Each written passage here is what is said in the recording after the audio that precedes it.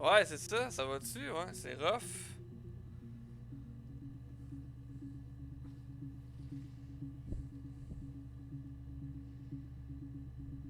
T'as des hauts pis des bas, quoi.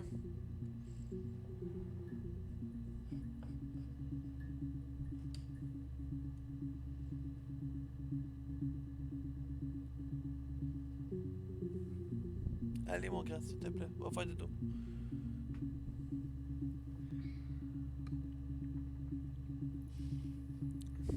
Cheers!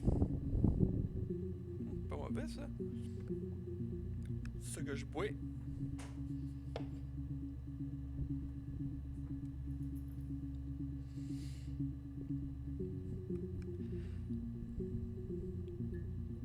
Ah, faut que tu dormes beaucoup.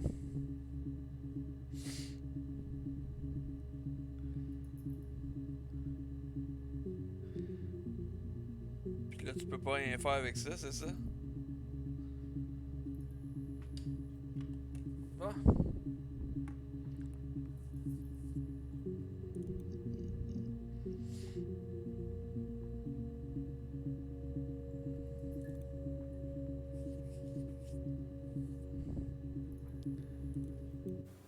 You think it's murder? I mean, clearly it's murder. What can I do to help?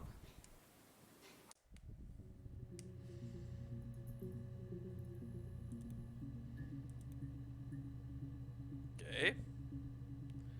Ok. Tu commences ça comme. Mais ça te donne. Fatigué.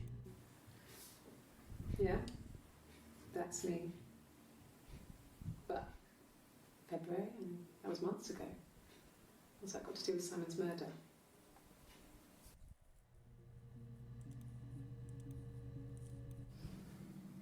I didn't murder Simon. You've got it wrong. You've got the wrong person.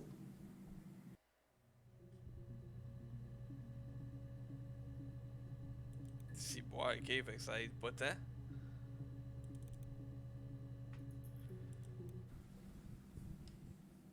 I'd like to speak to a lawyer now. Please. You have no murder weapon. You have nothing. And all these stories we've been telling each other, just that. Stories. C'est quelque chose qui est supposé arriver, ça, t'as mal au ventre de même ou.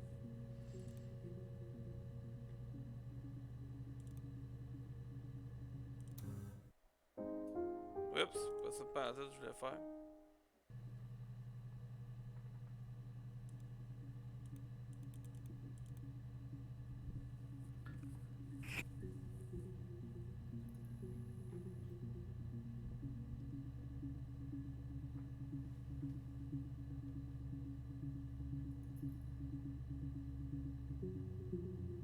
Ok. You think it's murder? I mean, clearly it's Ah, murder. ok. What can I do to help?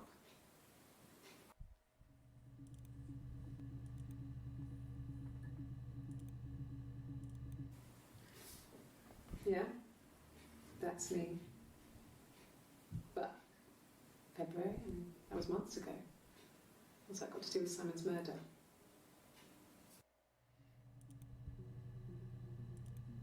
Je sais pas trop quoi faire avec ça, honnêtement.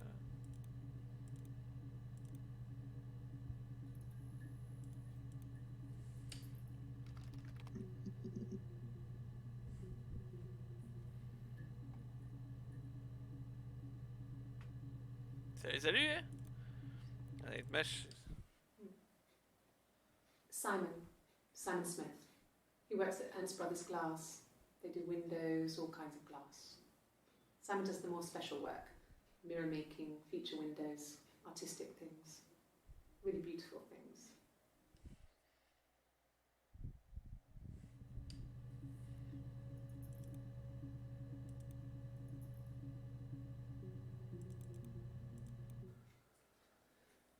Simon is 6 foot, darkish blonde hair, average build.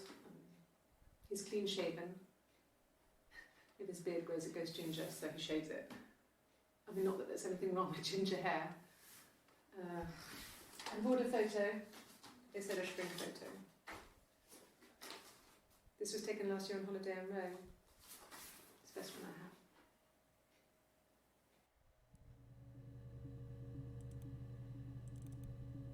That about I feel the freedom and from our sharing from to get you get access, everything seems to work.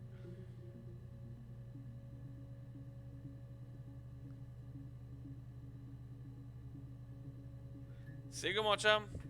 On se voit tantôt!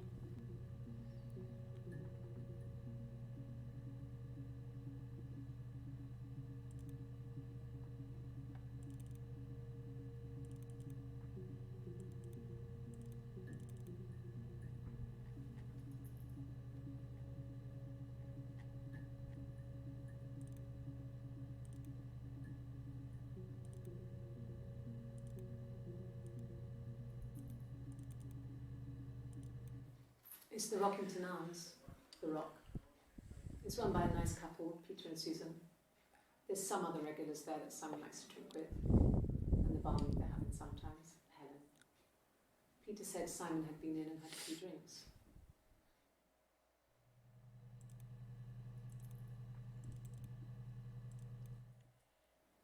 Yes, there's an Amstrad one. No one uses it for very much. There's a printer so you can write letters on it.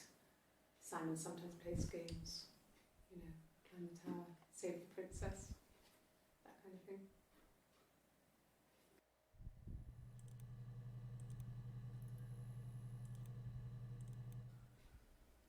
Simon isn't the type to run off or do anything crazy. Someone must have done something to him, or there must have been some kind of accident.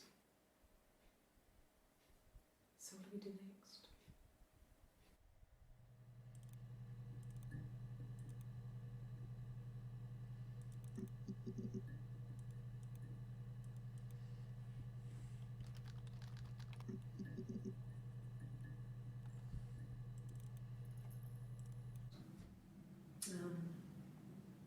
When I was 8, Mother died. She slipped down the stairs. It was an accident. I had read a diary at that point and I knew she wasn't my real mother. So I burned the diary that day and I left. Walked out and across the street. I fuck yeah. You think it's murder? I mean, clearly it's murder. What can I do to help? Ça ressemble à ça. J'ai aucune idée, honnêtement. Yeah? Je sais même pas c'est quoi. That's me. But February, I mean, that was months ago. What's that got to do with Simon's murder?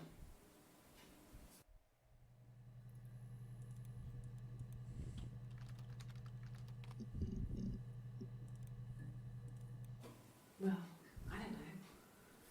I probably had to pop out and get something, that's why I was speeding. And that wouldn't have been noted on my timesheet. But I really can't remember back to February.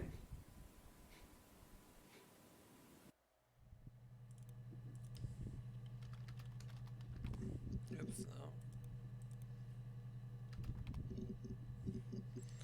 C'est fou, man, j'ai aucune idée. You must be desperate for leads if you're getting hung up over 6-month-old speeding tickets.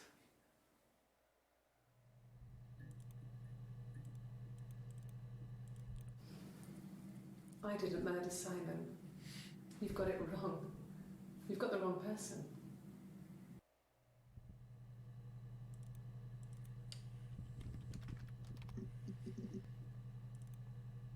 Qui ça? Oh God, I don't know. I mean, I guess the Rock. You've spoken to everyone there. Someone must have seen where he went. I don't know. So many things could have gone wrong.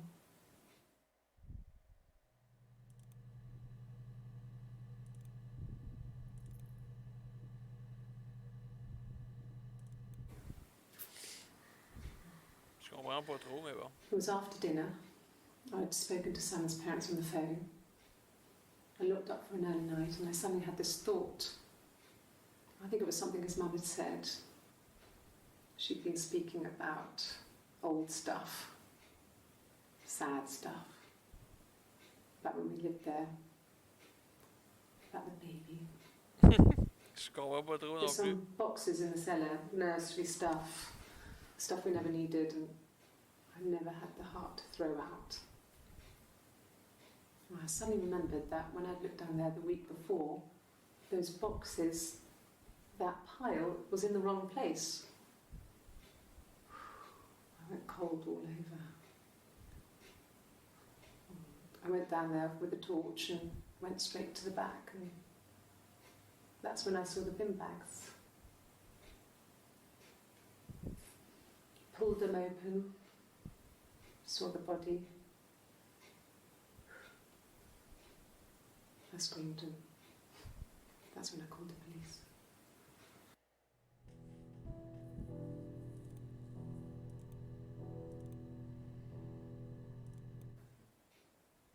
No. The whole thing was wrong. The bags, I think they were from our kitchen, you can probably check that. We never go into the cellar. It's just a place we put things we don't need. Dad used to grow mushrooms there. The bags were taped up. I think it was parcel tape, but I think it was ours.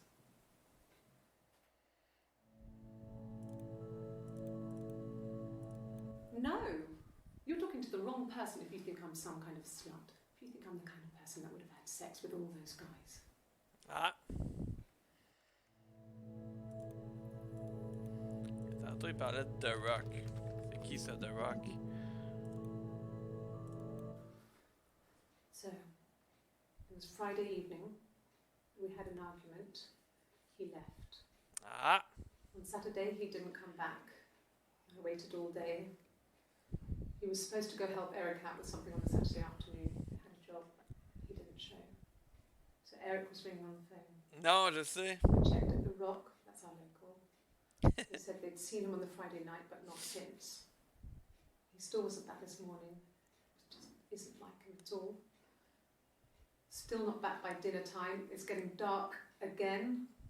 So I decided to come and see you. His parents haven't heard anything either.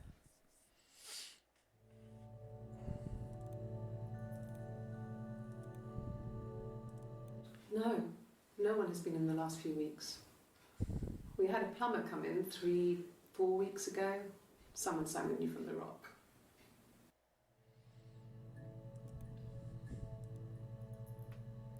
J'ai aucune idée.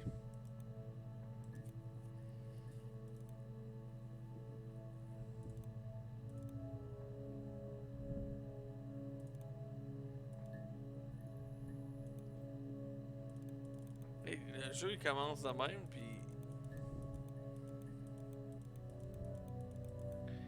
ils disent rien, tu sais.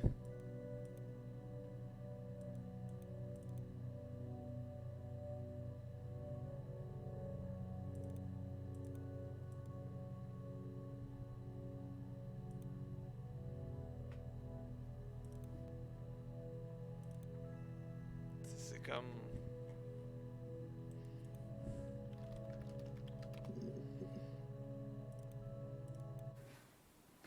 I got pregnant. Both our parents had a big powwow. We weren't even in the room. And they decided we should get married.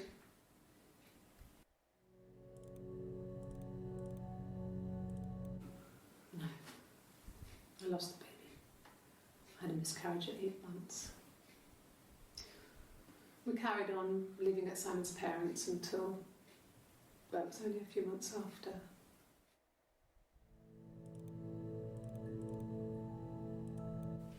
Then my parents died. Wow. It was the worst year of my life. A miscarriage and then my parents. Ok, on va juste checker le read me. Ah, ok.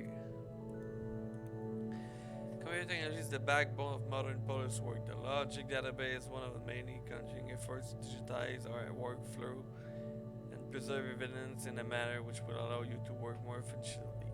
In the coming years, the computer will continue to be most valuable time on your crime fighting toolkit. This database contains footage transferred from the existing homicide and serious crime tape archive at Portsmouth. It has been automatically sorted using our ISR technology. Each statement made by the interview participant is stored separately so they can be tagged for submission to court. The audio has been digitally stenographed and the content of the testimony is attached to each clip. Okay. To retrieve a clip, type in a word into the search file, click search at the database will return all clips under which the speaker used that word. To narrow a search, use multiple words. If you are working from a print transcript, you can be even more precise. Use inverted comma to search for an exact match against the entire statement. Yes, I was there, okay? To store a clip for later reference, click add to session. Also, if you wish to add additional tags on your own to have further search, please click in the user tags box. Type it in, okay? For any further c'est ça qui est fucké, tu sais, y a même pas de... Yes. Thanks, mon chum! I inherited it from my parents, so it made sense to move back. Me and Simon. Felt like going back to old ways before the pregnancy.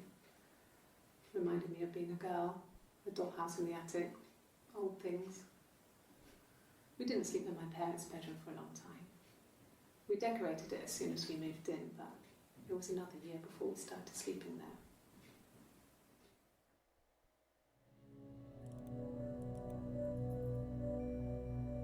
C'est good, mon chum!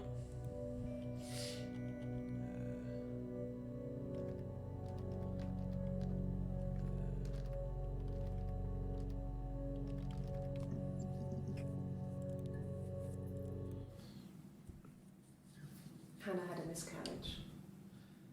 Who's This was Hannah? late in the pregnancy and it left her infertile. Felt like the universe had corrected its course. Okay. We were aligned again. C'est une folle, ça, là. But Hannah and Simon were still living with his parents. They were married. Simon had a job at the Glaziers now. Eric had given him a full-time position after he left school. And then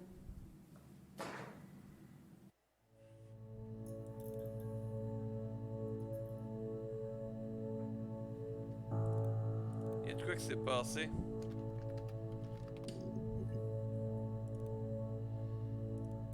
my name is Hannah. H-A-N-N-A-H. It's Pandre. It reads the same backwards as forwards. Ça, It c'est doesn't pas work peine, in là. America though, it's not quite symmetrical, but well, you get the idea. Sorry. Hannah Smith, I live at 31 Gladstone Street. C'est bon, ça.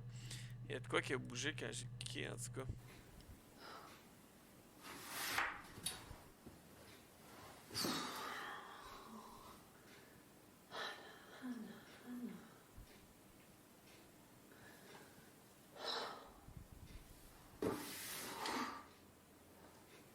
What are you doing talking about Eve?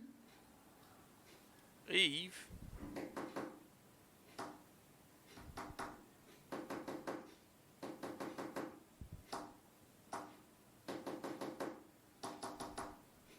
Elle fait du morse, là.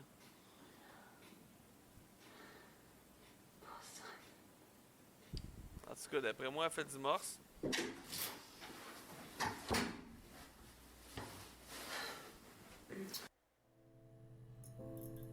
Ah oui, je sais plus, man, parce que ça c'était bon, ça.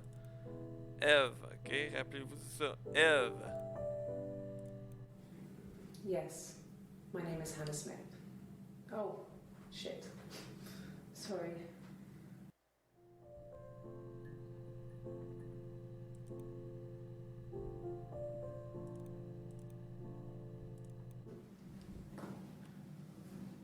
Across the road, where my parents first lived there, was a midwife called Florence.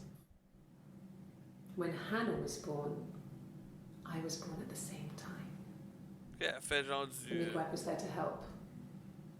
I'd been throttled by the cord, probably wrapped around my neck by Hannah. The midwife told my mother I was dead. But I wasn't.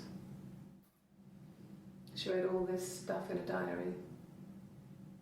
Amazing what people will admit to on paper.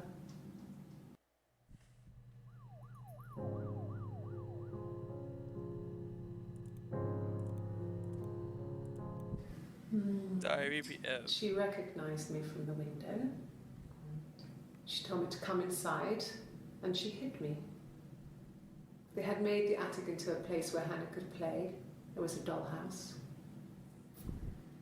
She hid me up there. No one else ever went into the attic. It was her place.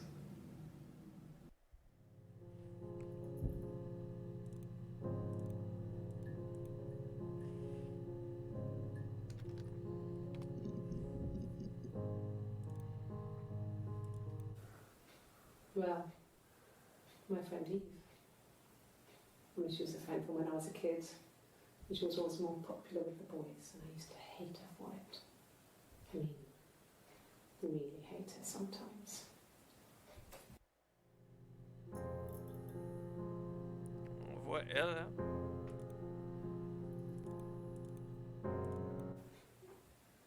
Yes. We'd fight. We fought on the beach once, and I held Eve's head underwater. There was no one else around. It was at the far end of the beach, and I held her head under, and I kept it under. And for a moment, I just wanted to kill her and watch her drown. Sacrément. Pas pire folle. But that was it. It was just a moment. Ben oui. We made up after. It was a love-hate relationship.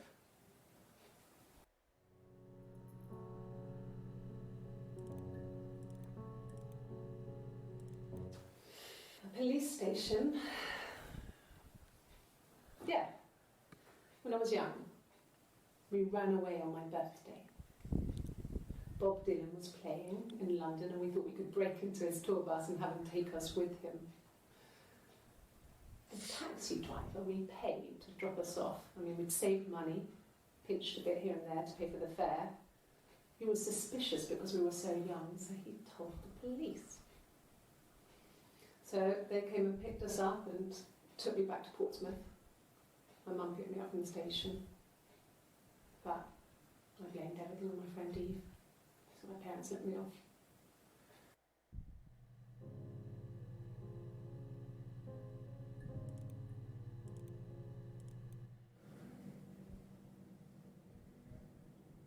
My mother called me Eve.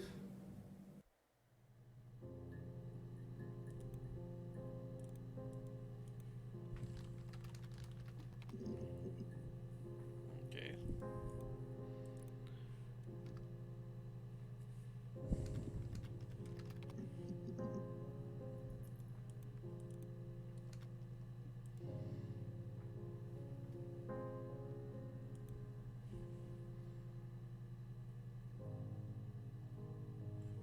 Je pense que j'ai besoin d'un crayon et papier. Je reviens.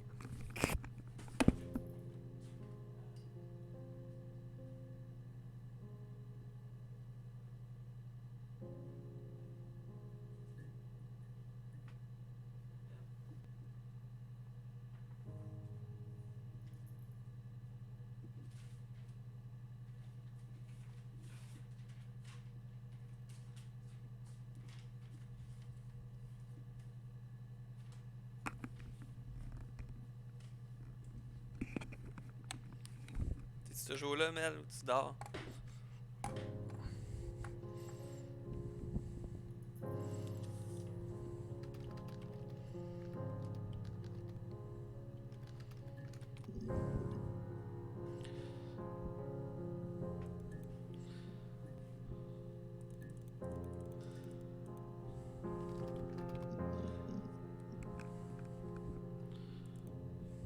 Bon, on va juste faire un petit crayon. Je suis là. Moi, juste aller parce que là, il y a de quoi I que. think it's murder. I mean, clearly it's murder. What can I do to help? Ok, ça c'est pas bon là. Comment tu fais pour enlever?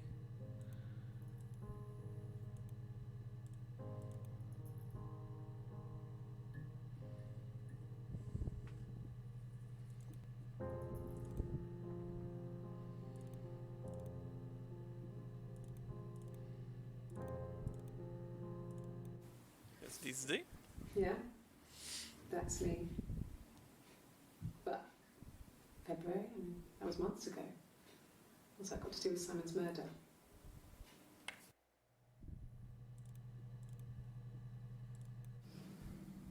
I didn't murder Simon. You've got it wrong. You've got the wrong person. Je sais pas comment je fais pour les enlever.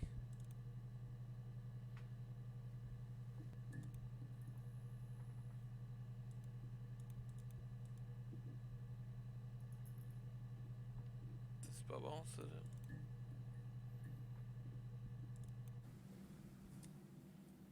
I'd like to speak to a lawyer now. Please. You have no murder weapon. Ah ouais, You ça have raconte. Ok. nothing. And all these stories we've been telling each other.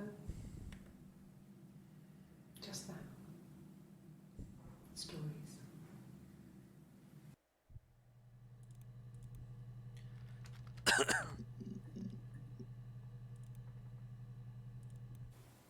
Okay. Sounds weird.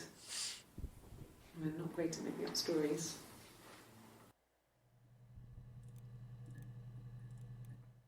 Yes. I read a lot as a child and watched lots of TV. Then the doll's house we had, we still have in the attic. It's kind of a fairy castle. We used to play up there and make up our own stories.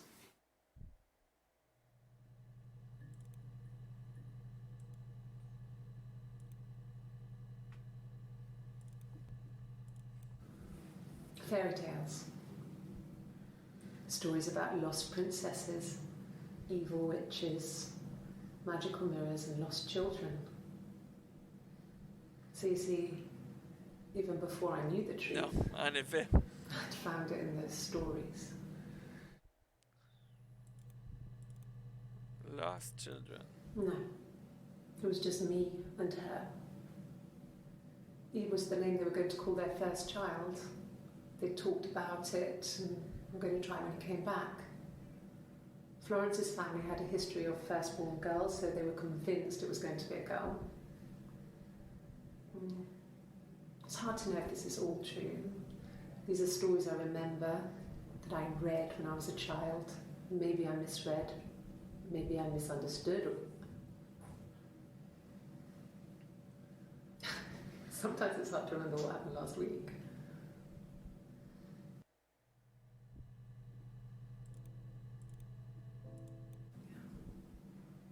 I'm not sure where the dollhouse came from. I don't know if it was given to them or they inherited it. I mean, they wouldn't have had the money to buy it. It was so huge. It must have been taken up to the attic in parts and then reassembled up there. It's a beautiful thing. Wallpaper to scale, little furniture, the lights work, mirrors, beds, big duvets and pillows. We spent hours and hours playing in it, invented all these characters and families who lived there.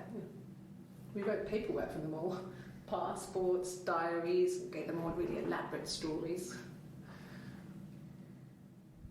Once, a moth got trapped in there. We'd left a light on. It was making the most horrendous noise. We tried to kill it, but it was tough. We ended up crushing it under a copy of the Arabian Nights.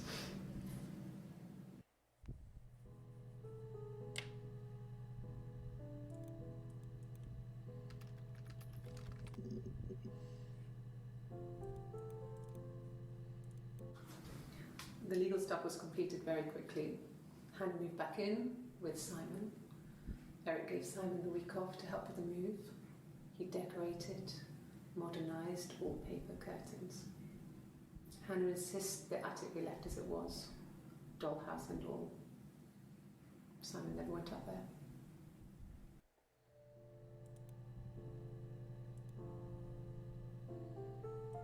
Ça me fait chier ça, j'aurais aimé ça garder juste mes affaires que j'aime, puis je peux pas comme.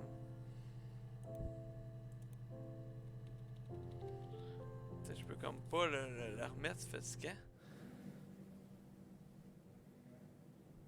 My mother called me Eve.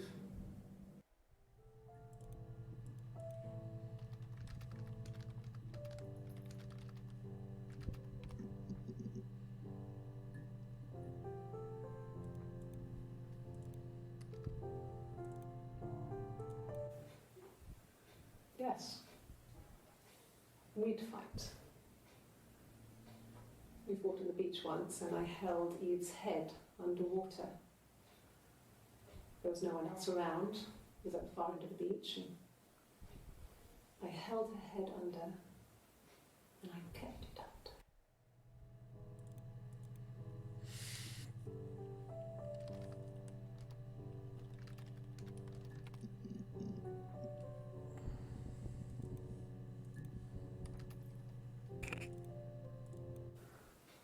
Well, my friend Eve. I mean, she was a friend from when I was a kid, and she was always more popular with the boys, and I used to hate her for it. I mean, really hate her sometimes.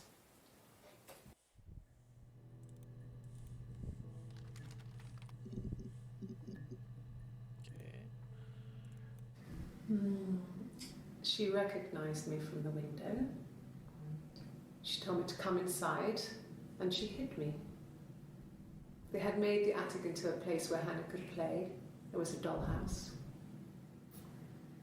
She hid me up there. No one else ever went into the attic. It was her place.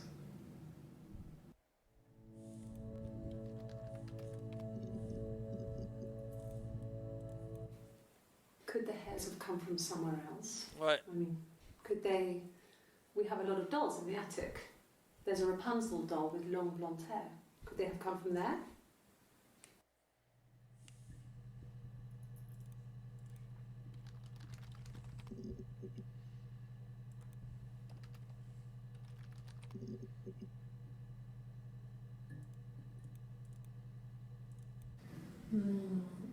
She recognised me from the window.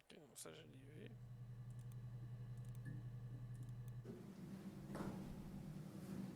Across the road, where my parents first lived there, was a midwife called Florence. When Hannah was born, I was born at the same time. The midwife was there to help. I'd been throttled by the cord, probably.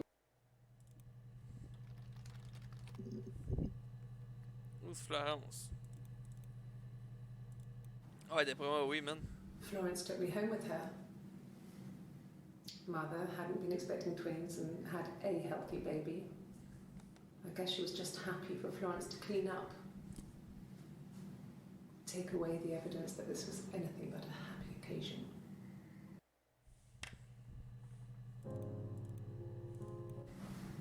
Florence raised me in her home. I never left it. She kept me out of sight. It wasn't odd for people to see a midwife with a baby, carrying in supplies, washing nappies, that sort of thing. I never knew any different. I grew up looking out of my window and seeing her across the road. I thought it was like a reflection in the mirror. She was me. She's creep, man.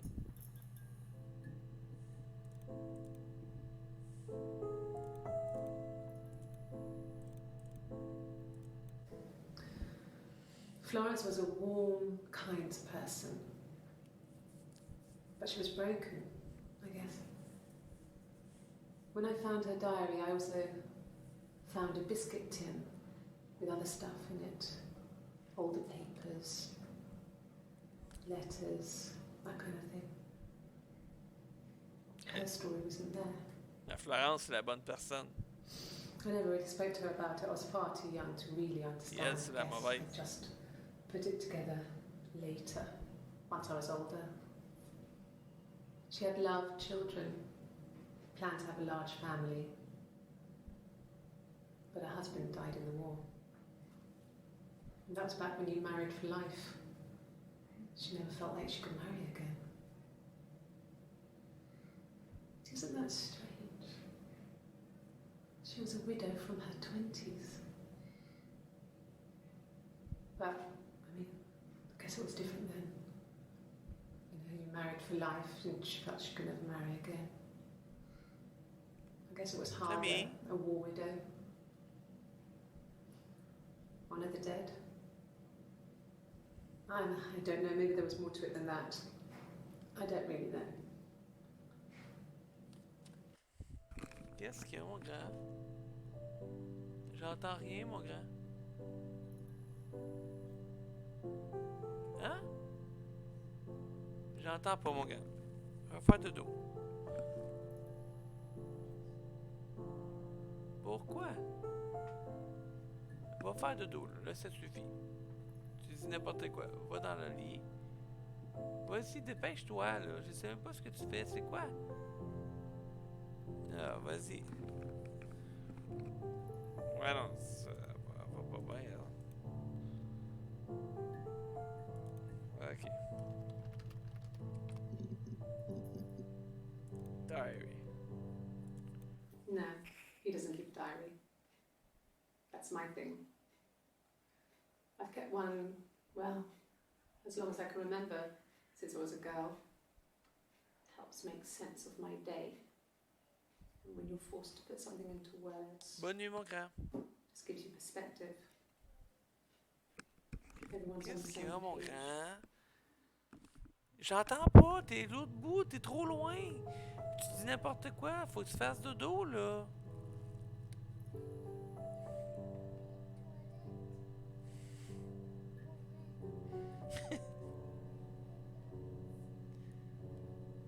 Ok, c'est correct, mon grand. Merci.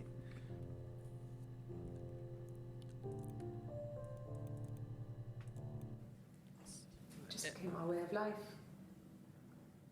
We would swap places and take it in turns to do things. And we were very careful. Whoever had been out that day would come back and write a detailed diary so that we were on the same page.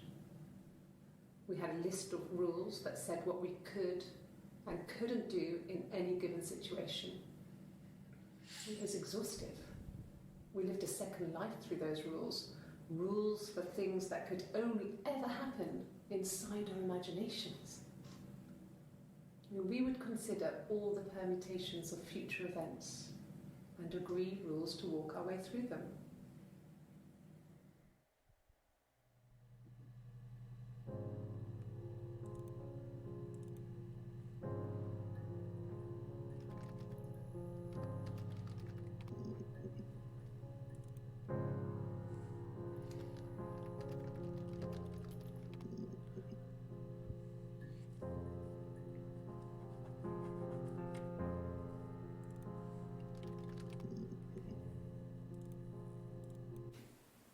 Twins?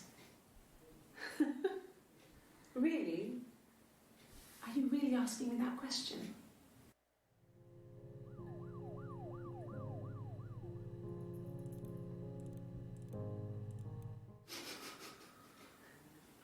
Are you out of your mind? Twins?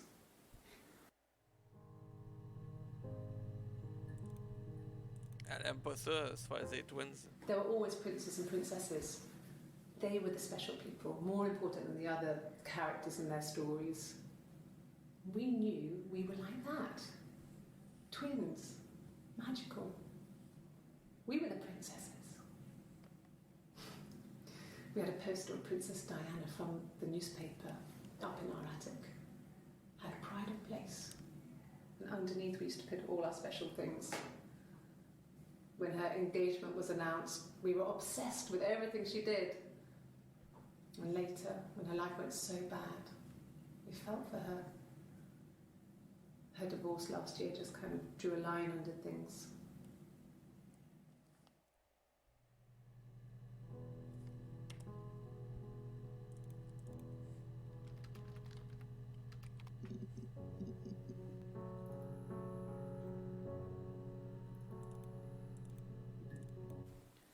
It wasn't the present so much. It was one of those arguments that had been simmering for a while. The present was a mirror, a nice mirror. He'd engraved the glass, the kind of mirror a princess would have in a story. He made it specially for me.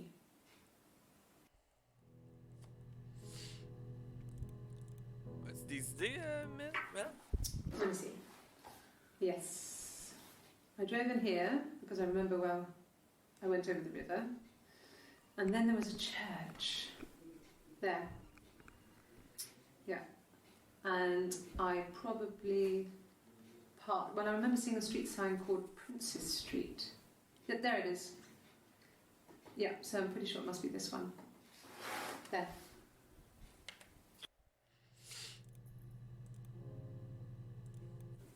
Yeah, we were 17.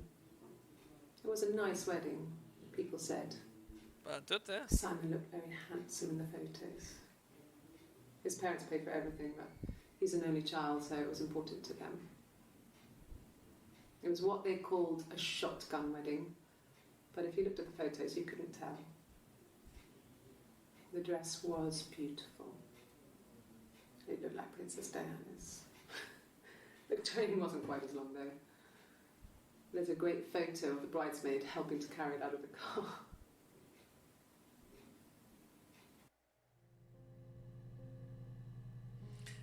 Faudrait, hein? We were obsessed with fairy tales. Not just the pretty ones, but the traditional ones. They were dark and real, bizarre and violent. Felt like life. We had this huge old book that I think Mum must have bought from a library sale. The illustrations had thin tracing paper over them to protect them. They were in colour, shiny plates. At the front of the book was an index of illustrations. We read that more than the actual stories.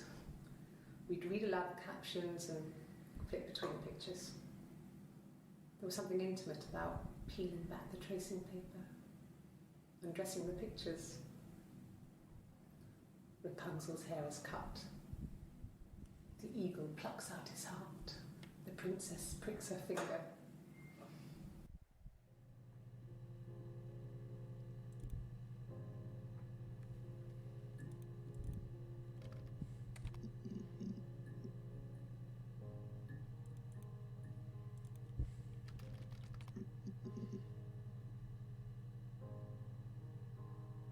Non, même pas. Ça commence de même, genre. No, I was 15. Carl was older, Carl. 17, I think. I was really into him, regardless of how he actually behaved. Lots of drunken teenage sex. We did it in a church once. Stupid. So he got tired of us and we split up after about 6 months. It was sad, but those early experiences, they help you realise who's really important to you, you know? Family. Comme Simon, il est mort.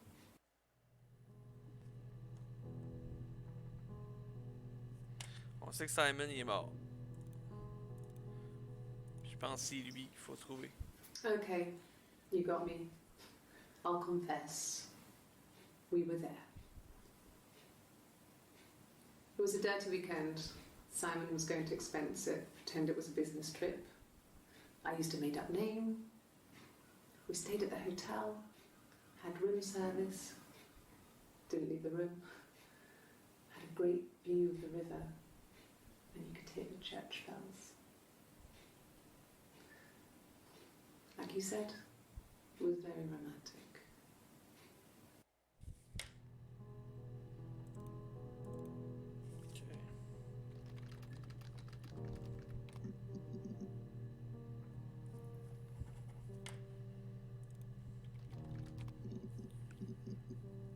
Carl, il est plus important qu'on pensait. Was he my first?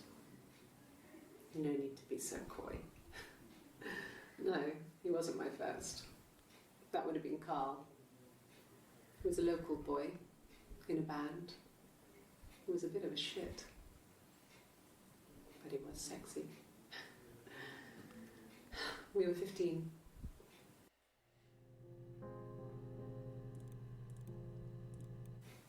Family. So, Carl fucked off, and then there were other boys here and there, and then Simon.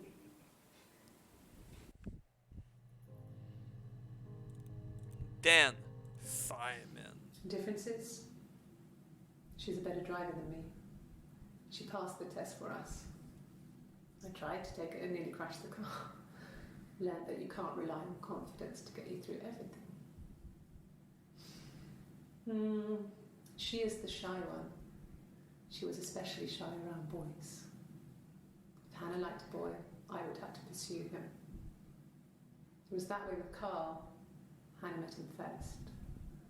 She had such a crush. I let him take my virginity after a night that his band had played at. It got difficult. When I was with Carl, we would have sex, but Hannah couldn't let him see she was a virgin. She had lots of excuses. After a while, we decided that I should take Hannah's virginity. It's not that different to a bruise, pulling a tooth, a graze. We used a hairbrush. After that, we took it in turns, though. I was always the one who seduced the boys.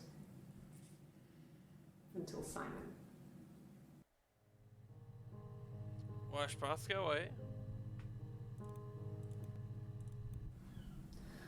Hannah was so smitten with Simon. She started getting jealous, didn't want to share. Even the first date, we went to see Tom Cruise at the Old Odeon. We both went, kept changing places in the toilet. We only had one best dress, so we had to keep swapping clothes. Must have thought we had terrible bladder problems. The next date, it was my turn. At the end, I let him kiss me, but that was it. We didn't want another Carl on our hands, and the Ouija board had said to hold back. After that, it was Hannah's turn, and she slept with him. Broke the rules. Deliberately broke the rules. She wanted to be the first to sleep with him. I mean, that's when she got pregnant. From that one time. C'est bon, hein, c'est ça.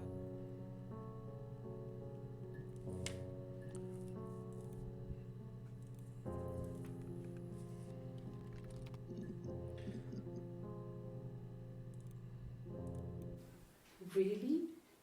You're going to ask me about my sex life? I mean, isn't that private? C'est pas la même, c'est là. Tu sais comment elle est calme quand elle est habillée de même.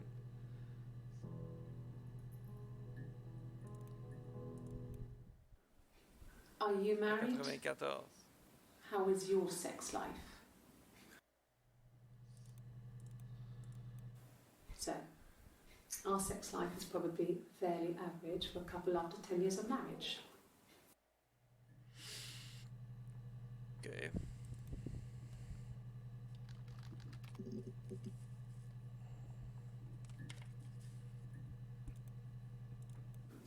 Yeah, when I was at school.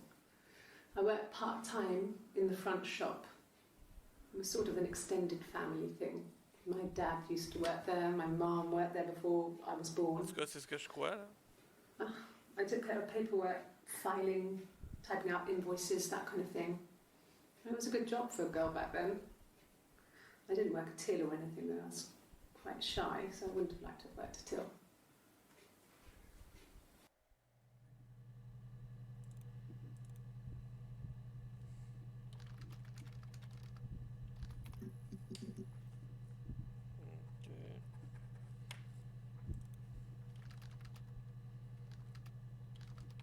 Okay.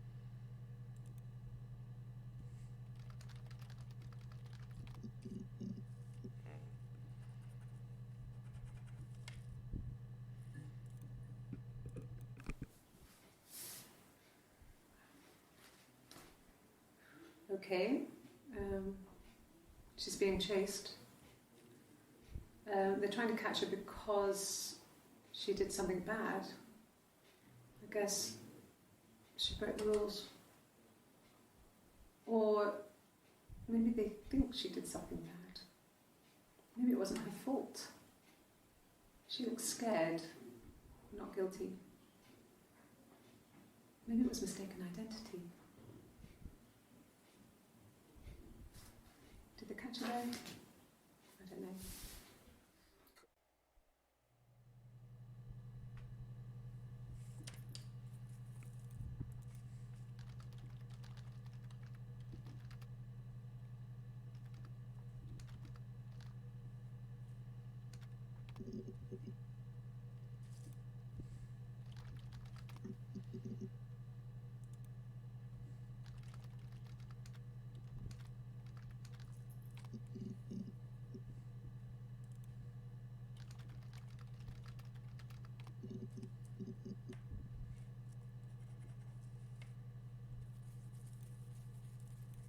Can you imagine? I tried to get pregnant too, but it didn't This happen. I pissed. I slept with so many boys, men. My body refused. I think my period stopped because hers had. I was pretty ill. I mean, how could we stay the same now? Felt like Hannah had really fucked things up. Set us down separate paths. We had become different.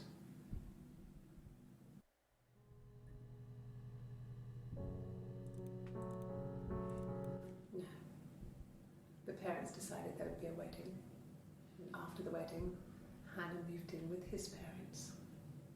There was no way I could follow. So we were separated again. I stayed in the attic. It was hard. It's like I suddenly didn't exist. I would sneak out, but in case anyone recognised me, I started wearing a wig. Hannah and I would meet up in the park. I was trying to get pregnant. But I couldn't. I mean, I couldn't do it with anyone we knew, so it was sex with strangers. Drunk guys I'd met in clubs, parks and alleyways. I was 17. Tabarnak.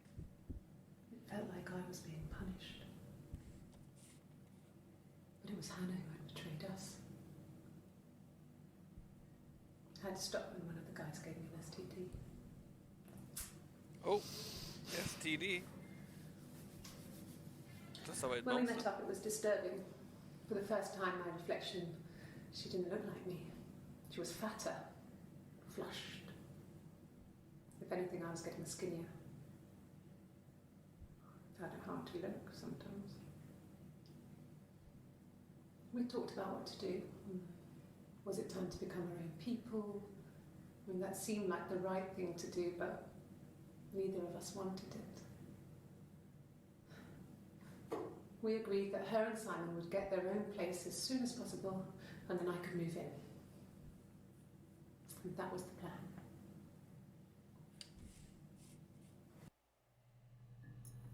Of course, it's how it go.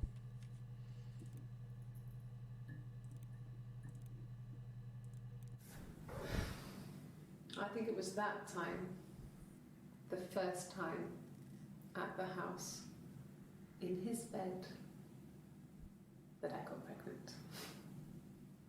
Amazing, right? This fucking magic sperm.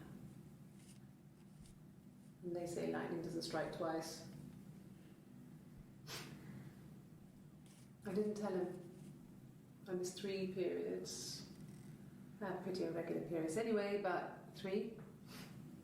I had always thought we were infertile. Both of us. I didn't tell him. Just waited. Hannah and I were meeting for our birthday, and I told her because I thought she would be happy for us both. I think she was.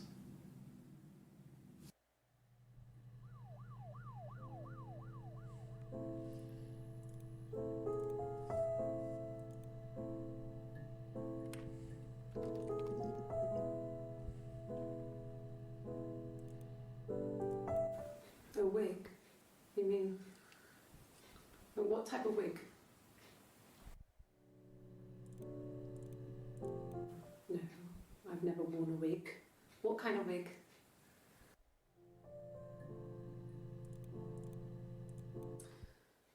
This other person doesn't exist. I don't know what the blonde wig is, but it could be anything. Have you looked at the cat flap? De quoi? This other person doesn't exist. I don't know what the blonde wig is, but it could be anything. Have you looked at the cat flap? Cat flap. This was about 9. I went round and she was waiting for me. She was furious and so angry, the kind of anger you can only have towards yourself. We screamed at each other, argued, cried, we fought. I hit her back, left a bruise. I had my wig on from performing and she tore it off. Eventually, we grew tired of fighting and I left.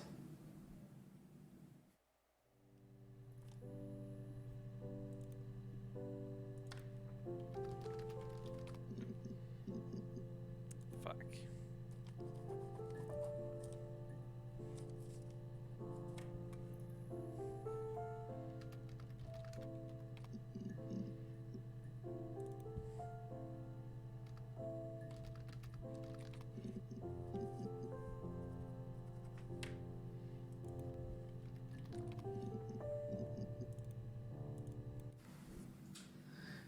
I was living in the attic.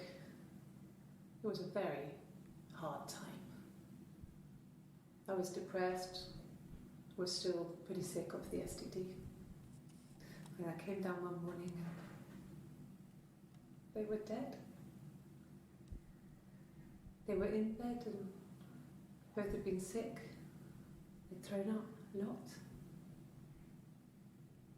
And I'd slept through it.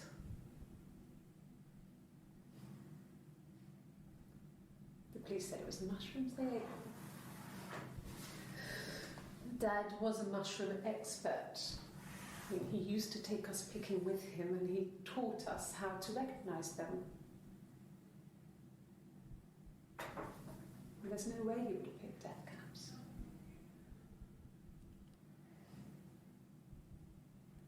But the police believe that's what happened.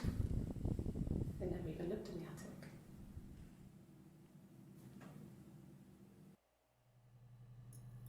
Of course, you see, well.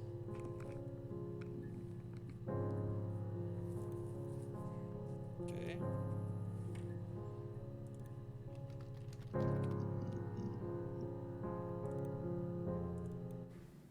Then she told me she wanted to help more. She said I should move in with her. She would come clean with Simon about me. I was family. I couldn't have a baby in a bedsit. I told her I didn't want to tell Simon. Told her to wait for the time being.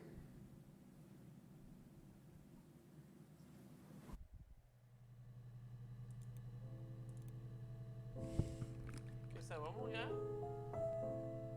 Ça va-tu? Tommy? Ça va-tu? Okay.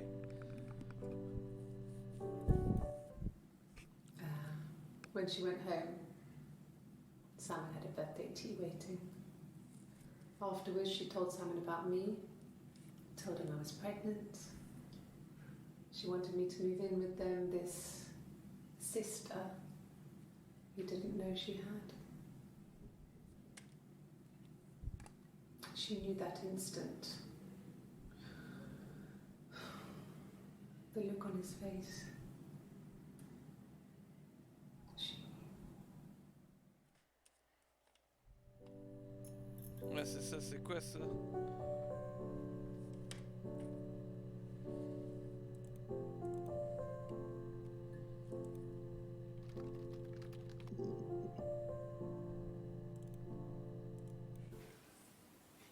Yeah. I mean, I was infertile. Thought I was. They told me I was infertile after the miscarriage because of complications. T'as c'est la plus la gentille. Elle qui est tranquille. Cat flap. No, they were shut. Most of the windows are really hard to open anyway. They're stifling in summer. They were painted over by my dad. Could have left a door open accidentally. Or Je sais plus, hein. there's a cat flap in the back door.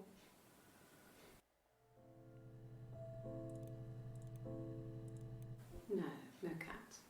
My parents had a cat before they died called Domino. It was this little black thing with white dots. And we never did anything about the cat flap, but if you were thin, you could maybe squeeze through it.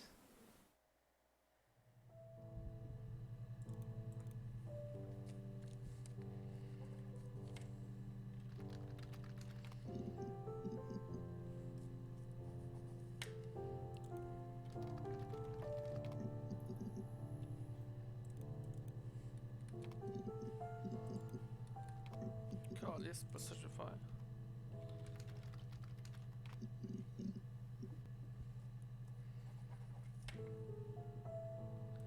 Je sais pas, man. Ça, y a trop d'affaires dead, man.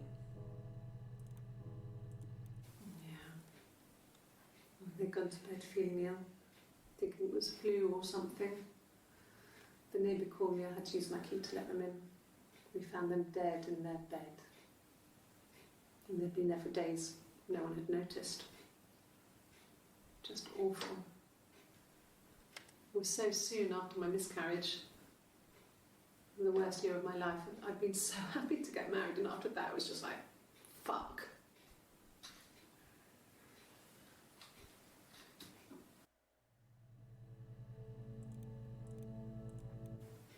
It's all that matters really, the baby.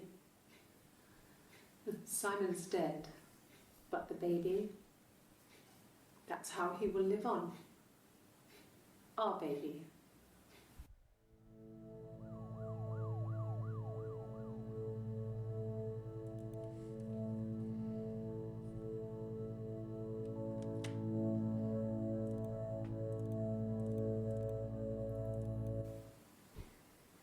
You're reaching here. I don't know why. No, I've never cheated on anyone. I've never taken anything from anyone. Simon is dead. But I have my baby to care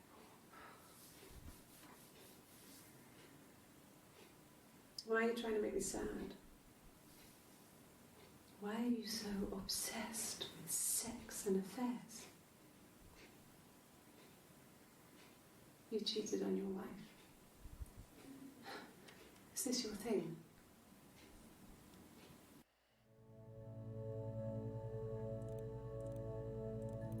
It was supposed to be a secret.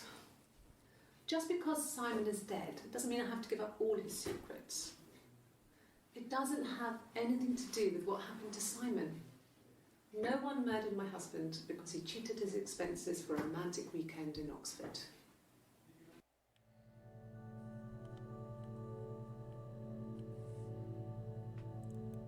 It was supposed to be a secret. Just because Simon is dead doesn't mean I have to give up all his secrets. It doesn't have anything to do with what happened to Simon. No one murdered my husband because he cheated his expenses for a romantic weekend in Oxford. Je sais pas qu'est-ce qui va arriver si je vais toucher à un moment donné, ça va marcher. You ask me the same question, you'll get the same answer. Is that your evidence? Of course I thought about what happened then. It's all I've thought about. My husband is dead.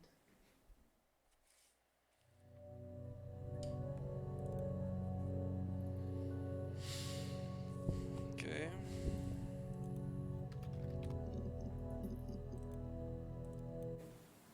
Yes, I'm fine. I won't be sick again. This happens some days. I'm pregnant. It's morning sickness.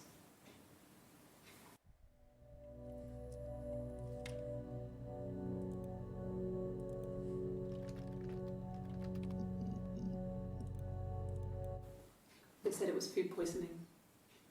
There was something in the food they ate. My dad liked to pick mushrooms, grow them too. They said it was the mushrooms. It was hard to believe. Death caps. They have a skirt around the cap. My dad taught me that. But, the police had no reason to think it was suspicious. They lived alone. And no one had any reason to hurt them.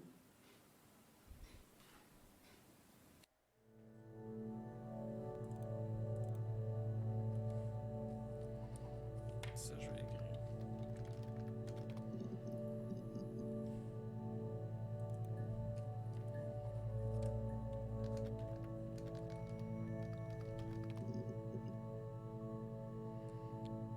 Those entry for ethics.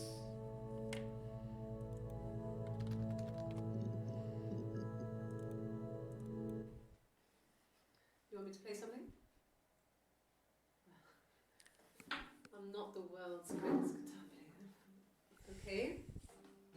Probably needs tuning. No.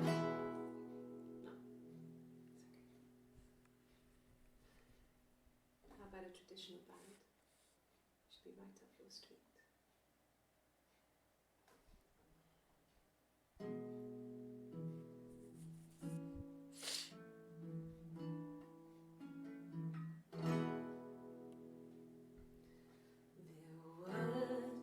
Sisters came walking by the sea. Oh, the wind and the rain. The eldest one pushed the other one in. Oh, the dreadful wind and rain. See, they both had a love for the captain's son. Oh, the wind and the rain, but he only cared for the youngest one. Oh, the dreadful wind. Say hello, Bunny. The eldest envied her sister fair. Oh, the wind and the rain, with a pretty little face and her long blonde hair. Oh, the dreadful wind and rain. So she pushed her in and held her down. Oh, the wind and the rain watched her as she slowly drowned. Oh, the dreadful wind and rain. So she floated up and she floated down. Oh, the wind and the rain floated till a ship came by. Oh, the dreadful wind and rain. Out comes the captain's son. Oh, the wind and the rain. Father dear, here swims and swan.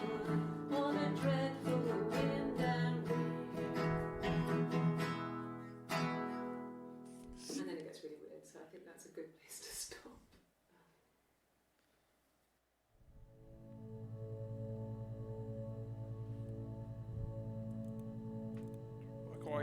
She sent him out the house, kicked him out, called me up, crying, and I went round.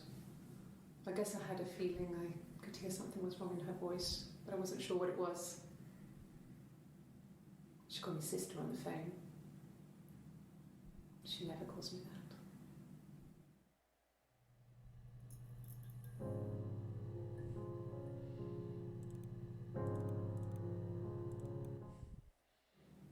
My sister is gone. And she's never coming back.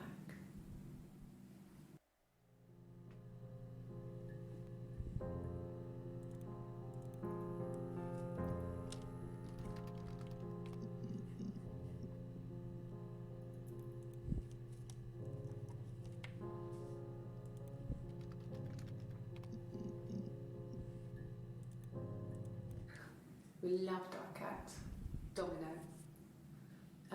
He had this little bell around his neck to stop him from killing birds in the garden. And we used to write each other notes and put them in the bell, and we could send them to each other. Mum found some of the notes once and she thought I was just writing to myself because our handwriting was identical. And we had our own words for things, so she didn't quite understand them anyway.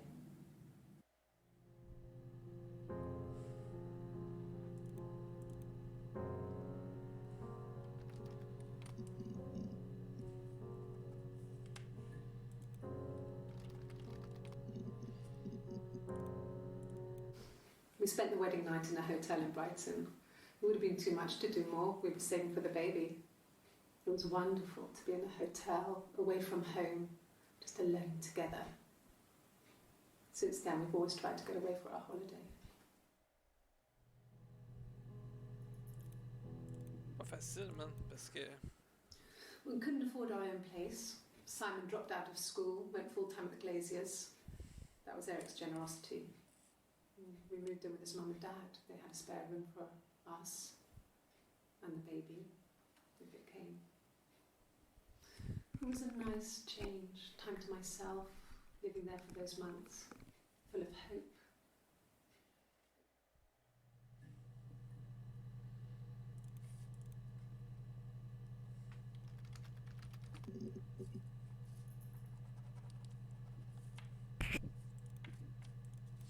An affair. Simon wasn't having an affair.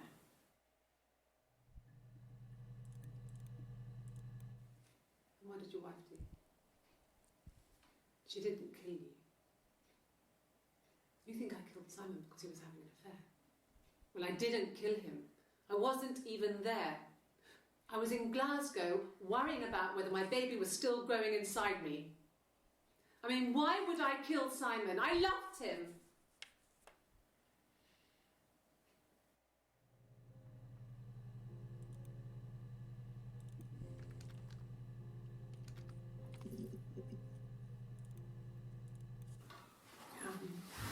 I hoover, I dust every week, maybe less. I once asked Eleanor how often I should dust, and she said, if people ask, tell them you do it once a week, but every few weeks is okay. I think she was just trying to make me feel better. I mean, when I was there, she was hoovering every day, ran an ordered house. You know how that generation is, putting on a brave front. She has secret stashes of cigarettes. Doug doesn't even know she smokes. When I was there, I saw her. She has these sort of porcelain vases, ornamental, next to the Reader's Digest books. Cigarettes inside. And she still has them. I mean, last time I was there, I looked in a vase. There was a fresh pack. I mean, all those years of marriage. And she still has a secret like that.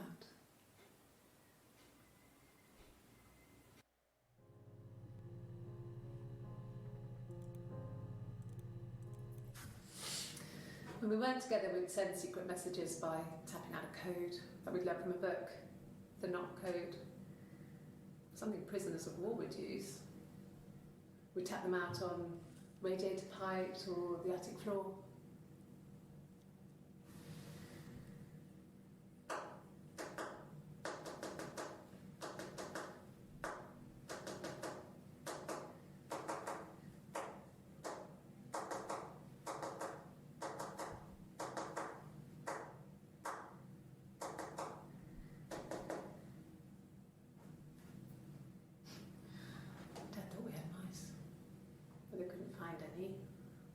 Bought a cat anyway.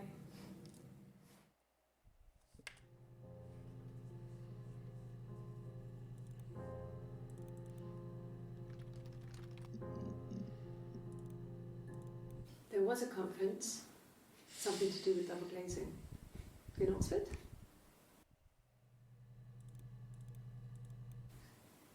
Are you sure? What would he be doing in Oxford if there was no conference? I remember calling him. He said it was boring and he spent most of the time at the bar.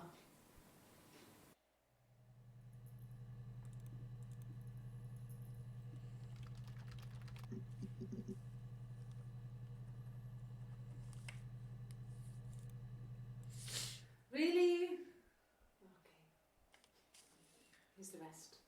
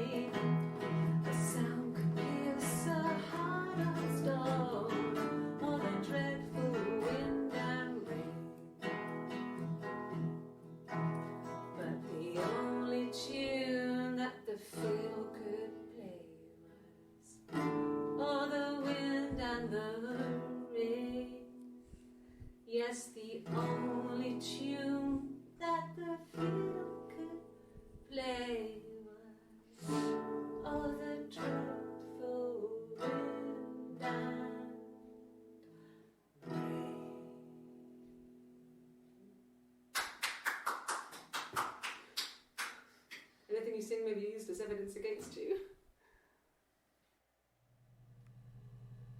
Pas bon ça? Fuck.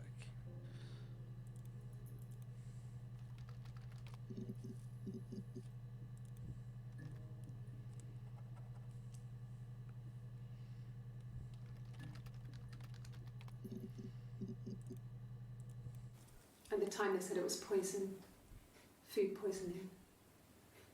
I mean, I felt so guilty. If I'd still been at home, maybe I could have done something. I didn't.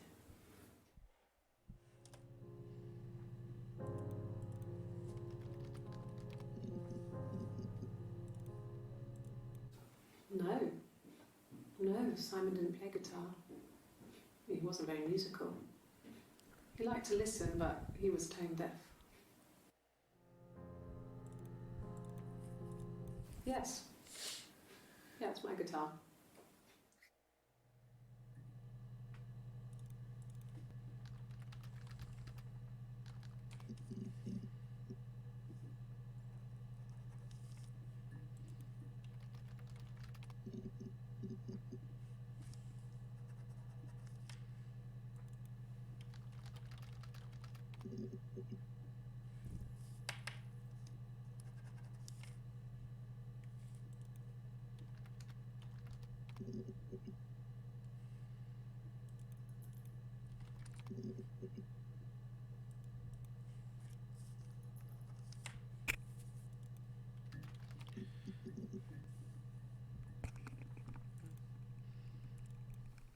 He was wearing a shirt, with a blue turtleneck shirt and jeans.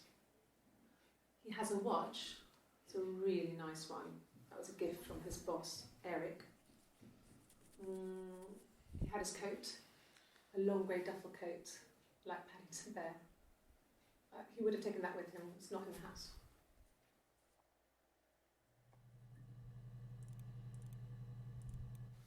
Yes, there's a car that we share, a Cavalier, and a van he uses for work.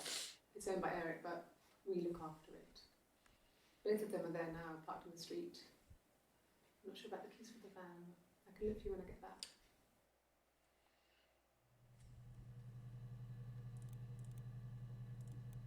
Yes, that would be in his wallet. It's a Visa, a silver one. He doesn't like to spend money he doesn't have, so he usually pays with cash, but Eric convinced him to get one.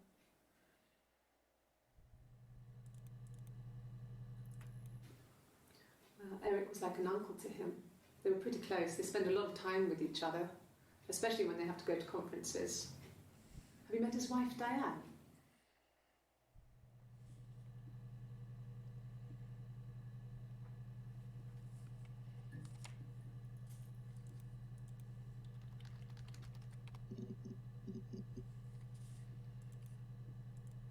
A mobile phone? Yeah. Well, they have one for the Glaziers, but it's only for work. I can't remember the number. It's in the kitchen. I saw it plugged into its charging cradle.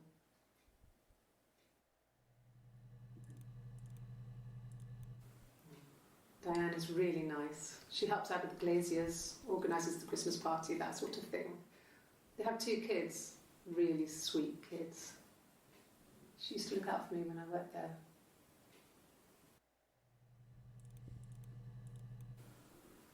I did. Well, we met when we were 17, both working at the Glaziers.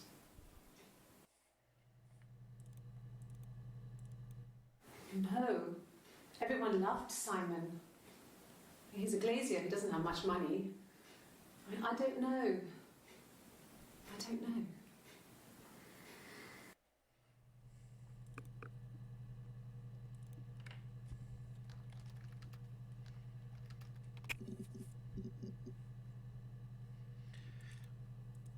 I got in the car and I drove. I just kept driving north. Just kept going, just wanted to get as far away as I could. When I finally stopped, I was all the way up in Glasgow. I was so tired. I just had to sleep.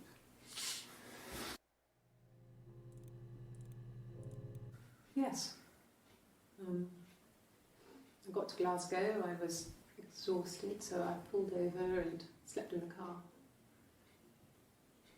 I woke up because a rubbish truck went past. I got some petrol, bought a coffee and a pastry, tried calling someone from the payphone, and then headed back.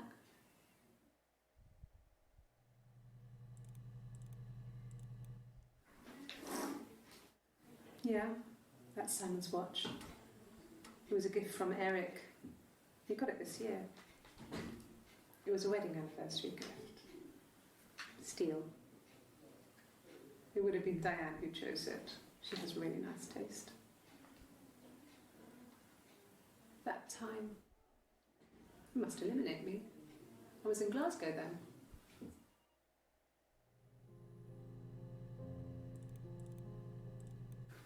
No, I don't think so.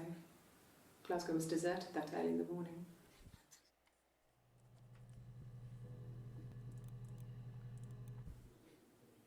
When I arrived in Glasgow, I was exhausted. The streets were empty. I was driving badly. And I hit a taxi. Not a big crash, just paintwork. The guy was so pissed off because I didn't have a driving license on me. But when I told him I was pregnant, he made sure I got to the hospital so they could check me out. It was fine. The hospital must have details when I was looked at. There's a scratch on the car.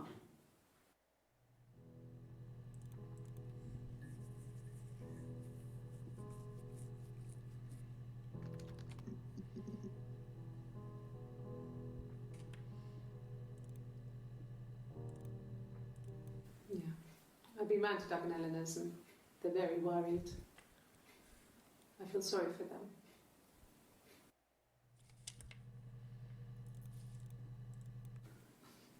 I got a job to contribute, you know. Doug knew someone and I got a job as a dinner lady at the primary school.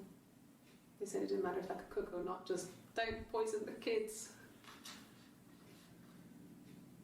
So you see, it's always been complicated between me and Simon.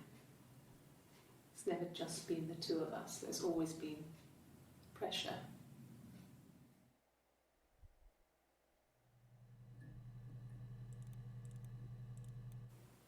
Okay.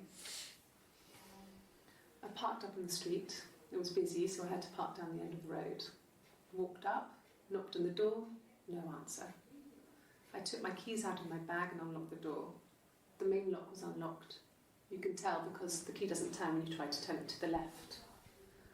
I walked in. Simon's coat wasn't on the peg. I couldn't see his shoes in the shoe rack. I shouted out. I walked straight into the kitchen because he usually sits in there to have a cup of tea and read his paper, but he wasn't there. I touched the kettle, it was cold. I looked quickly in the living room, nothing. So I walked upstairs to the bedroom and he wasn't there. I didn't search for him because it was pretty clear he wasn't there. I had a shower, the phone rang whilst I was in the shower, I didn't answer it, I think it was Eric. Then I was just exhausted. So I lay down on the bed and I fell asleep, though I didn't mean to. I woke up a couple of hours later and I was surprised to see no one in the bed next to me. And then I remembered where I was and what had happened. That's when Eric called again. This time I spoke to him. Then I called Doug and Eleanor. And then I decided to come and see you. That enough?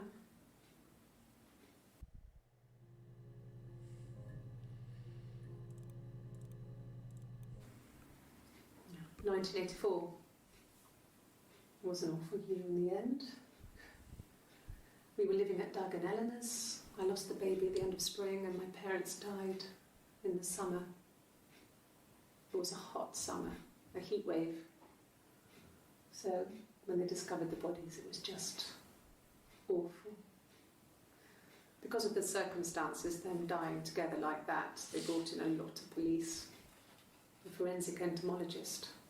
I had to look that up. It was because of the heat. It's just awful.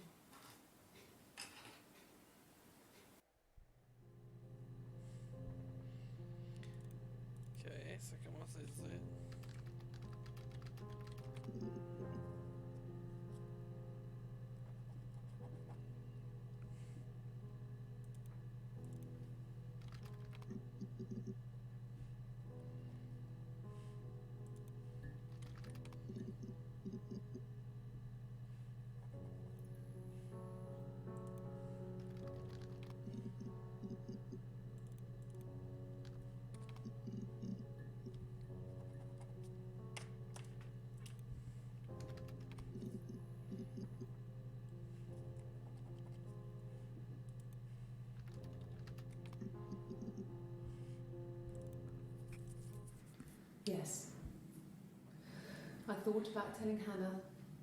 I felt guilty after the kiss. But then it began to feel like this was the way it should be. Sharing, like we had before. He never mentioned her to me. There was the Simon with me and the Simon with her. It was almost like it was a different Simon. But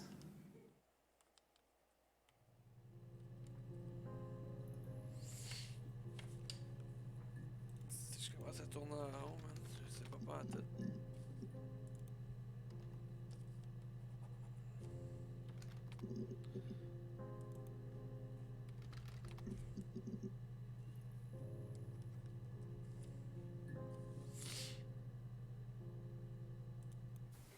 not really. He would go to the pub. He had his drinking buddies there, but no one ever really came back to the house. Sometimes Eric, his boss, and his wife would come over for dinner. That would be us returning the favour. Diana's a really good cook, into her trendy ingredients. And the last time Simon cooked something off MasterChef, he got the recipe off CFAX, and I did my Lloyd Grossman bit, commenting from the sidelines. I had to find fennel from the supermarket. Have you ever eaten fennel?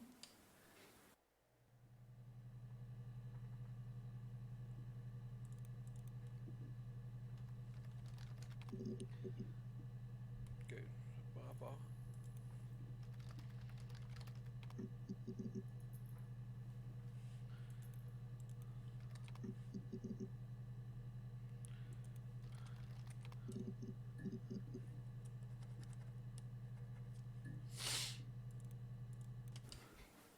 I guess you could call it that, but we were both happy to get married. It was a beautiful wedding. We had our first dance to Come Back and Stay. I'm not sure if that's a good wedding song, but I loved it. I chose it. I mean, it was genuinely our first dance. We'd never danced together before. It was probably awful to watch, but I enjoyed it. It felt like it was just me and Simon for that moment. Just the two of us.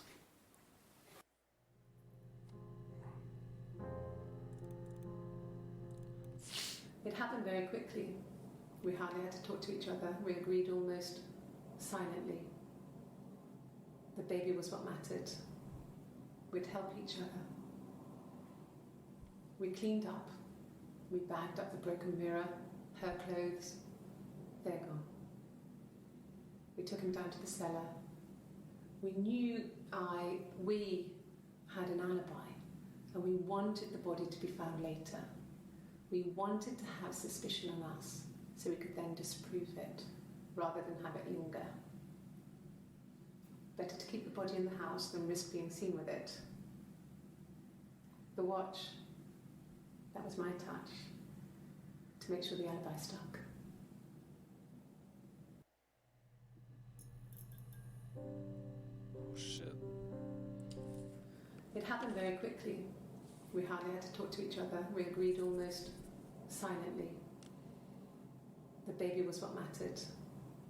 We'd help each other. We cleaned up. We bagged up the broken mirror, her clothes. They're gone.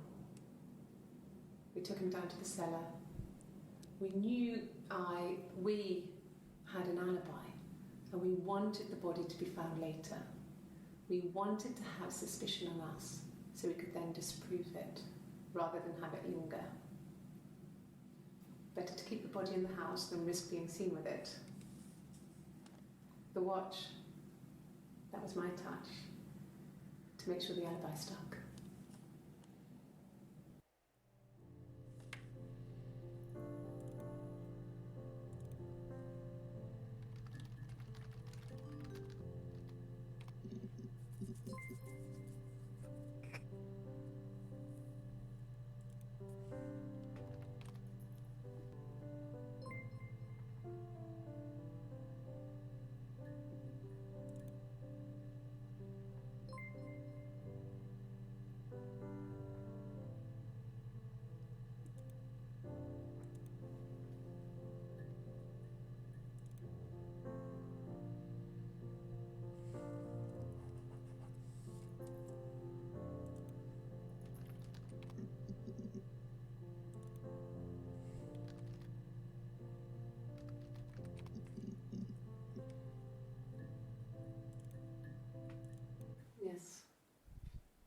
Eleanor at least once a day.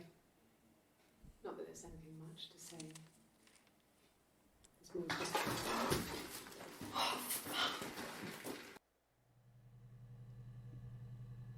Damn.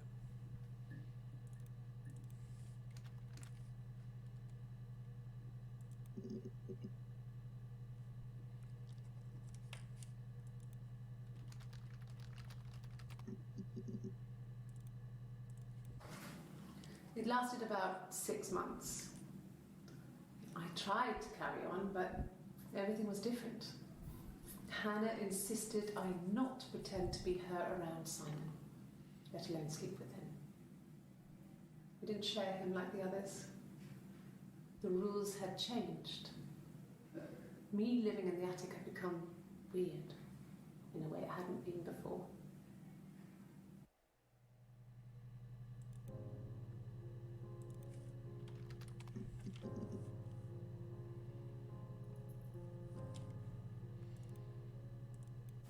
Yes. It was a shock to him. I mean, we never thought it was possible. I don't know what he... I mean, I hadn't decided whether to keep the baby. I wasn't really ready to talk to him about it.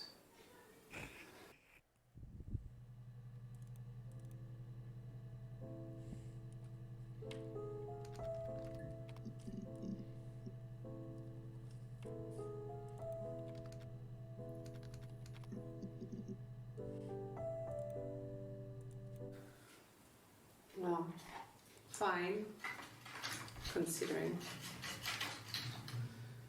I got back into the house today, and that was weird, knowing your people have been there through my things. It's like I've been burgled. I mean, worse, obviously. I don't know. I haven't looked in the cellar yet. They sent a cleaner in. As good as new, he said. But they had to throw some stuff out. Couldn't get the blood out. And I'm still waiting to hear from the coroner so we can get a date set for the funeral. It's going to be a cremation. So...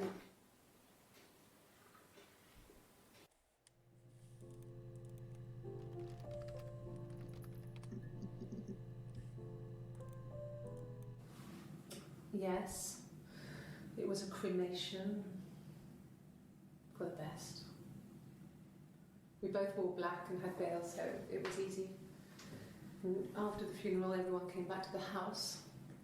Hannah served up sandwiches, and I stayed out of sight.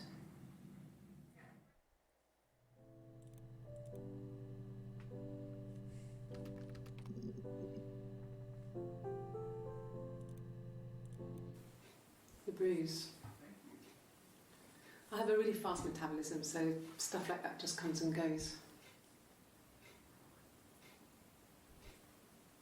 I don't know if there's much more that I can tell you that I haven't already told the other policemen. I found the body.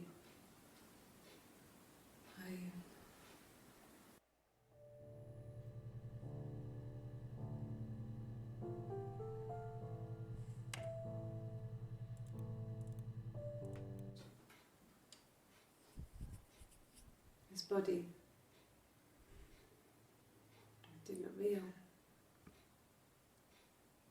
And his throat.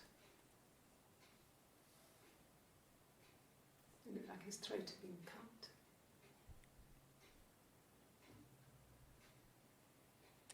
And I didn't see his glasses.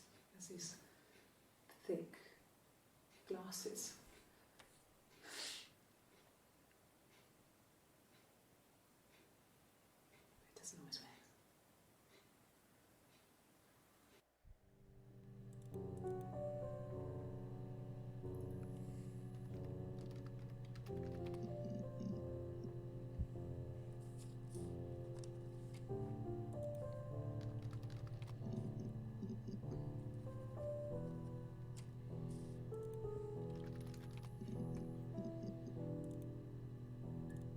Bruise?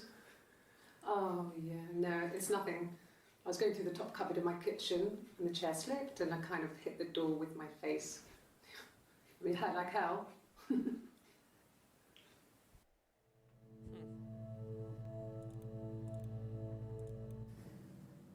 If one of us got hurt, the other one would have to be hurt too.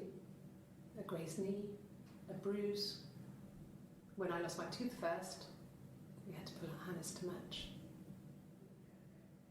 Once, I slept with a boy who was seeing another girl. The girlfriend came up to Hannah the next day and punched her in the face, gave her a huge black eye. That night, she had to do the same to me. And she almost went too far. I couldn't see out of that eye for days. She snuck frozen peas up for me from the kitchen. So much of our bodies was synchronised anyway. We started our period on the same day. All our childhood diseases, stomach bugs, nits.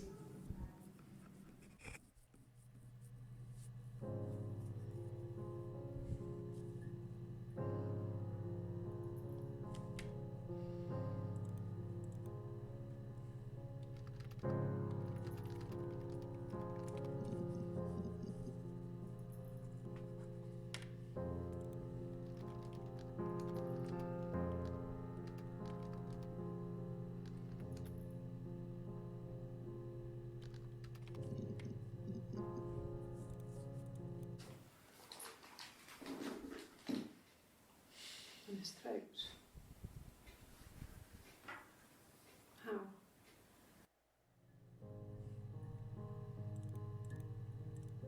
Like I said before, it was 3, something like that. I walked in, saw Simon. He was on the floor of the living room. His throat had been cut. There was a lot of blood.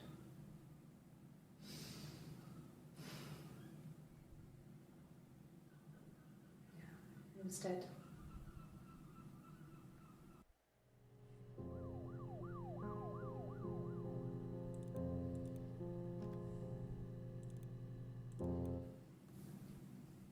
Her story is that she'd waited for him to come back. She put on my wig, some of my clothes, pretended to be me. They talked. She'd enjoyed being me. He said he wanted to be with me.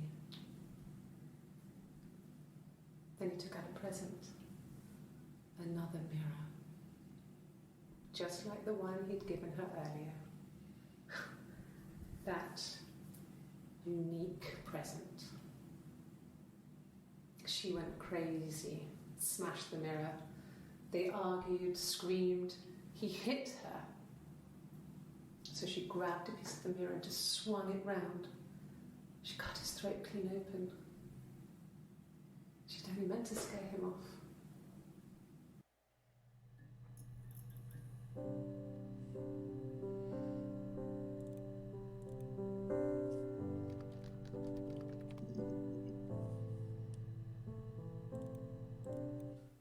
No, he doesn't have any tattoos. He has a scar down here near his stomach, past his hip. Cut himself with some glass. That was before, a long time ago. He looks just like the photo. He's not got his glasses on here though. He takes them off with the camera. But he needs them to see properly, you know. He has to read a newspaper or a menu in a restaurant. Not books so much, or watching TV. He likes TV.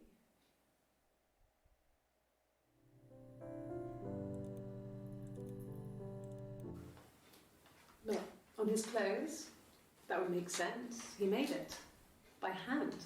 I mean, he brushes the silver onto the glass. It's not how they make mirrors these days. I mean, he made the mirror and he gave it to me.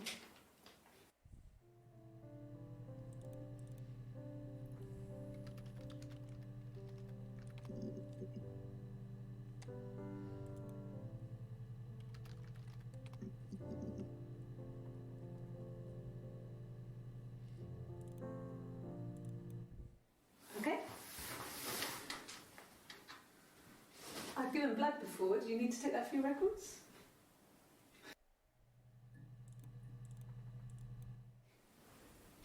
Nothing like this has ever happened to me before. The blood. It's probably the worst thing that's ever happened to me.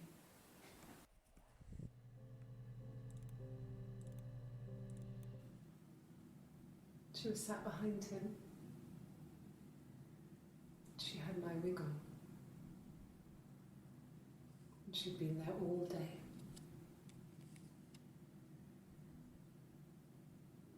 And she had blood on her.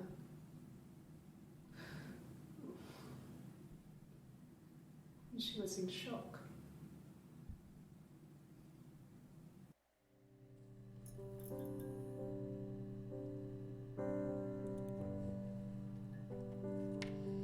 C'est comme la fucking wig, là.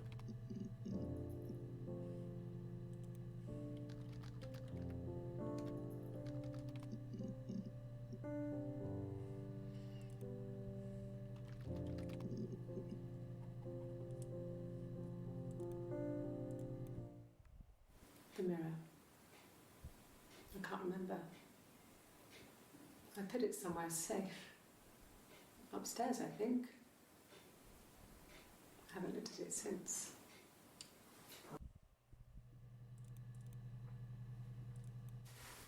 Silverleaf? No. He normally silvers them properly. This mirror, it's supposed to look antique. The reflection isn't as good. It's the perfect mirror for someone who doesn't like to look at their own reflection.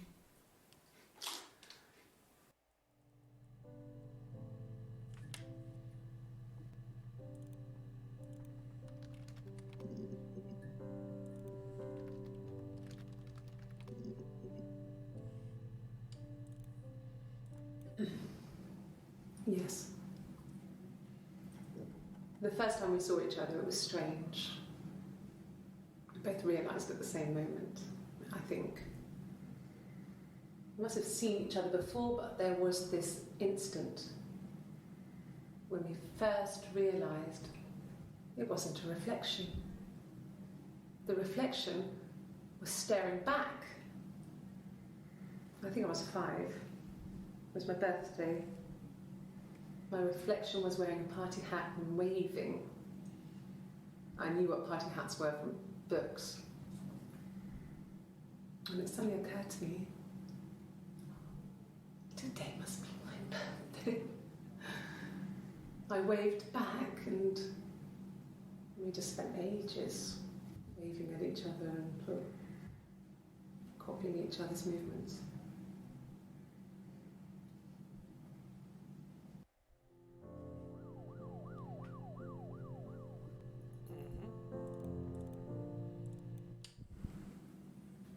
Mother wanted me to grow my hair long, but I kept cutting it myself.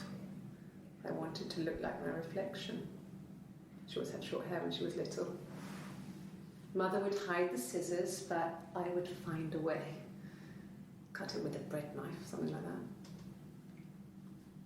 My reflection would always leave her house and go on adventures, but I never could. Mother taught me at home, and I had books and TV. Oh, TV was magical, but it was only on when it wanted to be, so I spent a lot of time reading books.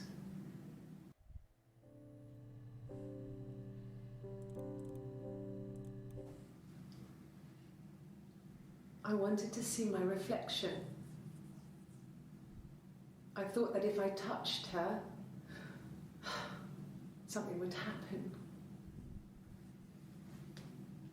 We would become one girl.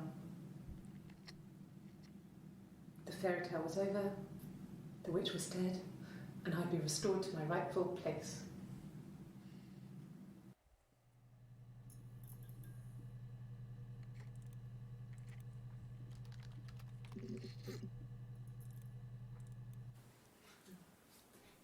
It's Rapunzel. The story starts when she's born. Mother Gothel, a witch, takes Rapunzel from her parents and keeps her locked up in this tower. Rapunzel gets pregnant by the prince, and Mother Gothel is furious, so she cuts off her hair and throws it. Actually, her hair's already short here, so that's already happened. So she throws her into the wilderness, and Rapunzel is reunited with the prince, who's blind, but she kills him with her tears, and so it's a happy ending. Is that too much?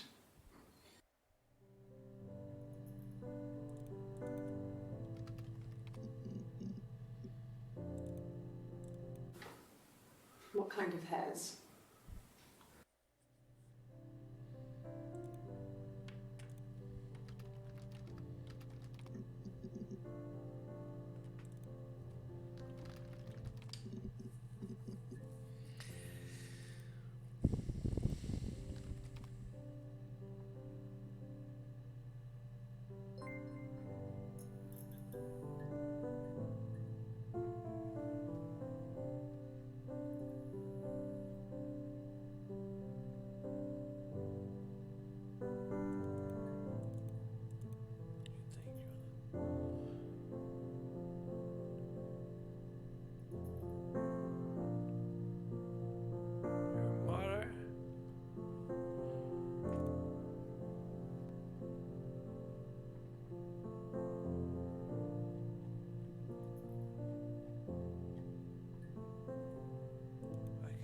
Ouais.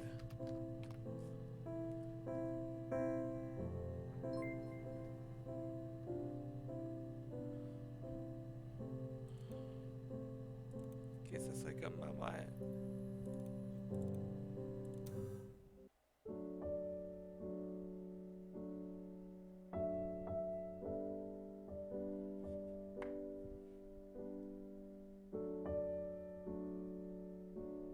C'est tout?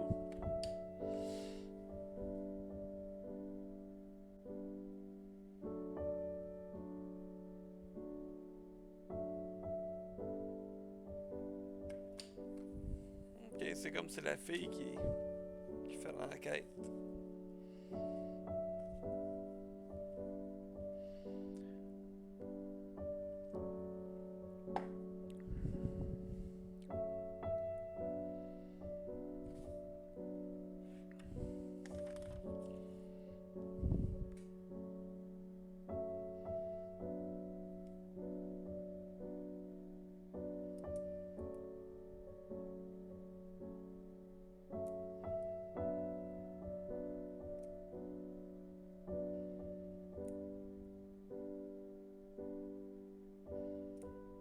Elle est pas bien, on s'entend.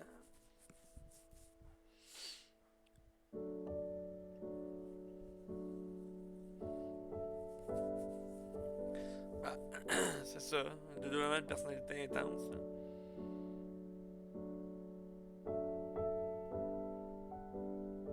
Puis elle se faisait crisser une volée.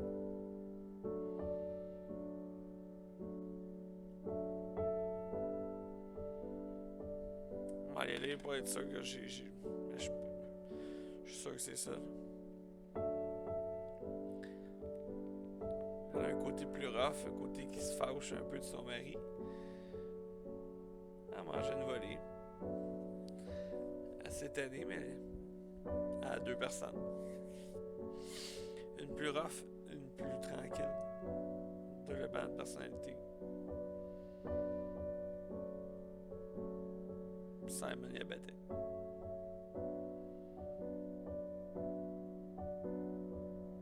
Après moi, elle a eu rough.